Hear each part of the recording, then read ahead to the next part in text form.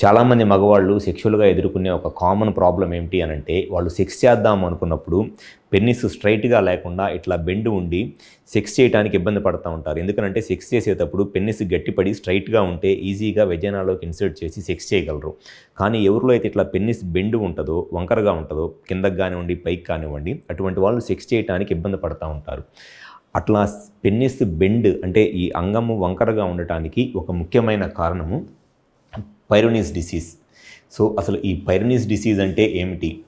పైరోనీస్ disease అంటే నార్మల్గా ఎవరికైనా సరే అంగం లోపల ఈ కార్పోరా క్యావర్నోజా అనే ఒక మజిల్ ఉంటుంది. ఈ కార్పోరా క్యావర్నోజా అనే మజిల్లోకి బ్లడ్ వచ్చి ఈ కార్పోరా క్యావర్నోజాలోకి బ్లడ్ వచ్చినప్పుడు ఇక్కడున్న మజిల్ కంప్లీట్గా స్ట్రెచ్ అయ్యి దానివల్ల పెన్నిస్ పెద్దగా ఎరెక్షన్ వస్తుంది. అది నార్మల్గా ఎరెక్షన్ మెకానిజము.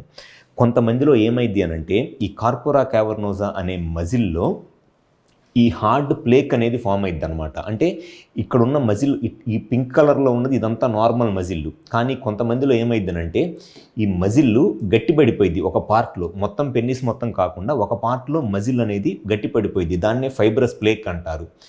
ఎవరిలో అయితే ఈ మజిల్లో ఈ కార్పోరా క్యావర్నోజా అనే మజిల్లో ఈ ఫైబ్రస్ ప్లేక్ ఫామ్ అయిందో అటువంటి వాళ్ళకి ఏమైంది అనంటే సెక్షువల్గా కలుద్దాము అనుకున్నప్పుడు ఈ మిగతా మజిల్ అంతా నార్మల్గానే స్ట్రెచ్ అయ్యిద్ది. కానీ ఈ పార్ట్ మట్టికి స్ట్రెచ్ అవ్వదు. ఈ గట్టిపడిపోయిన ఈ ఫైబ్రస్ ప్లేక్ ఏదైతే ఉందో ఈ పార్ట్ మట్టికి సాగదనమాట. సో దానివల్ల ఏమైందంటే వాళ్ళకి ఎరెక్షన్ వచ్చినప్పుడు పెన్నిస్ ఇట్లా బెండ్ వచ్చిద్ది. సో దీనివల్ల వాళ్ళు సెక్షువల్గా ఇట్లా బెండ్ ఉండటం వల్ల కలవటానికి ఇబ్బంది పడుతూ ఉంటారు.